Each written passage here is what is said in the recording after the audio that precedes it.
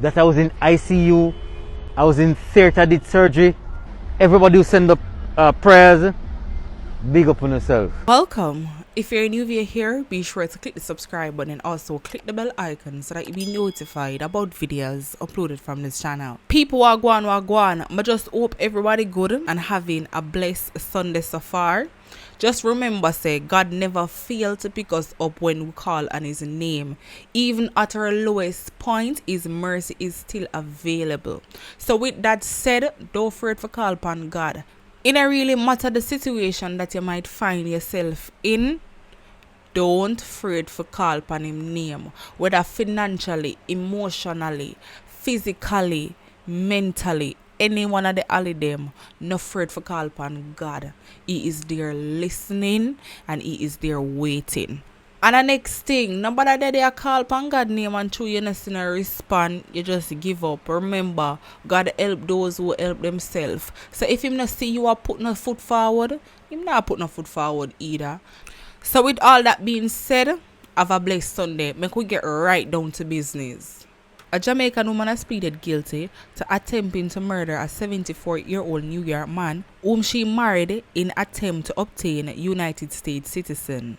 30-year-old Olivia pleaded guilty to second-degree attempt murder in relation to a January 2020 incident in New York. In court last week, according to the U.S. news outlet The Patch, Westchester County District Attorney Miriam Roach disclosed that the plea arrangement entered will see the Jamaican woman being sentenced to 15 years in state prison on January 13. Additionally, 5 years of post-release supervision is to be attached to the sentence.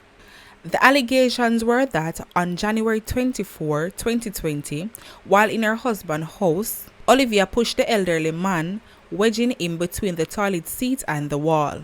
She then slit his wrist with a razor, resulting in the wound bleeding. Luckily, the man's home health aide arrived during the incident, but Olivia refused to let him gain entry to the premises. This then resulted in the health aide alerting the police as he did not know the woman. The police later arrived and gained entry to the house where they heard the elderly man screaming in the bathroom. The wounded senior citizen was quickly transferred to the hospital in Bronx area where he underwent 2 surgeries to reattach tendons in his affected arm. However, despite the surgery, the man lost use of the arm. According to the Westchester County District Attorney, the attack by Olivia allegedly occurred after she and the man whom she married in 2017 met with an attorney. The meeting with the legal officer was in preparation for an interview with the United States Citizenship and Immigration Services to demonstrate the marriage between the Jamaican and the American citizen. However, the attorney informed them that they would have an hard time passing their marriage interview with the U.S. immigration officers. Following a police probe into the incident, Olivia was arrested on February 11 of last year. She was later charged after being questioned by the police investigators. So viewers and subscribers, it seems as if this woman having her intention that she must get the green card by any means necessary. So if it means that she have to go wipe out the man and them interview her alone or take further steps with her alone, then so be the case. Now I can assume the reason why the attorney advised them that it probably would be hard for them to pass their marriage interview is maybe just the way how them hack. You know, so from them enter the room, them attorney go observe every move, every eye contact, everything, just to be on the safe side for say, alright, you know, so my client will pass, or you know, so them not pass, so I prefer be honest with them. You know how that go. Them have to think just like how the immigration officers are going to think when you enter that room. So basically, we can just say them get a pre-examination.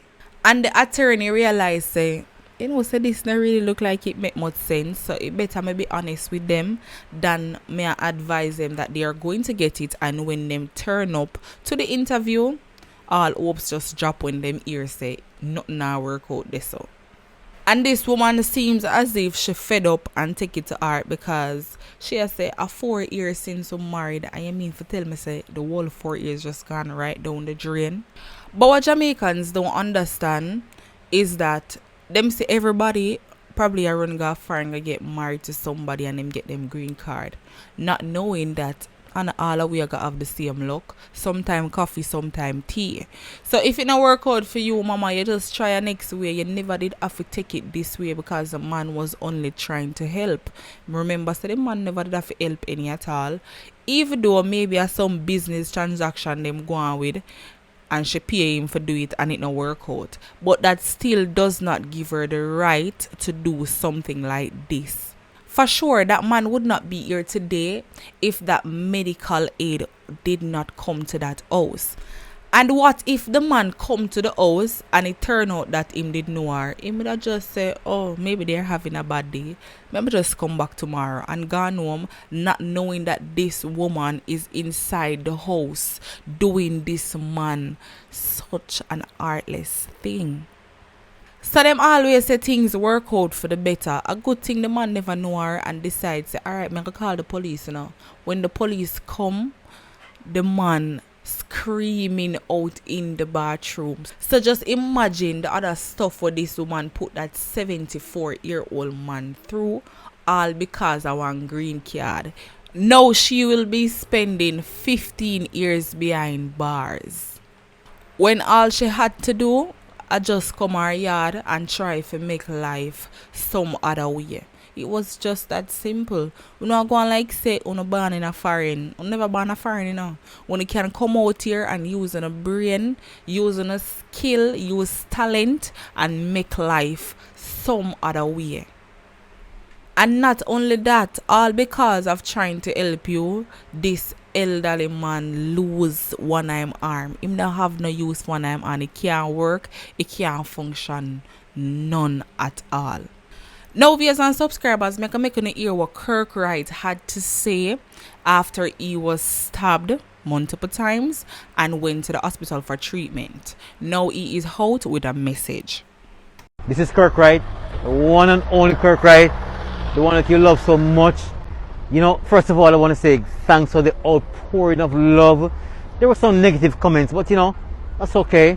People say all sorts of things, that I was in ICU, I was in theater, did surgery. None of that. And much of what was said on social media is just not true. Disregard it. But you know, I'm good, and I can tell you, boy, my phone rang off the hook. I can't answer all the messages, so I'm doing this now just to let everybody know that I'm out. You know, I came out today. I'm well. I drove myself to the hospital, and I drove myself from the hospital. But people, the love, everybody who send up prayers, big up on yourself. And you know what? I'm ready for work again. You get me? But remember, 99% of what you heard on social media or saw is just not true. Big up on yourself. Love you now. Viewers and subscribers, are your turn now. I would love to hear what are your thoughts and all these stories down below in the comment section. And remember, everybody's opinion valid, so nobody afraid to leave your thoughts down there. We have made it to the end of our next video. Thank you guys for watching. Catch you guys next time. I'm out, and stay blessed and stay safe.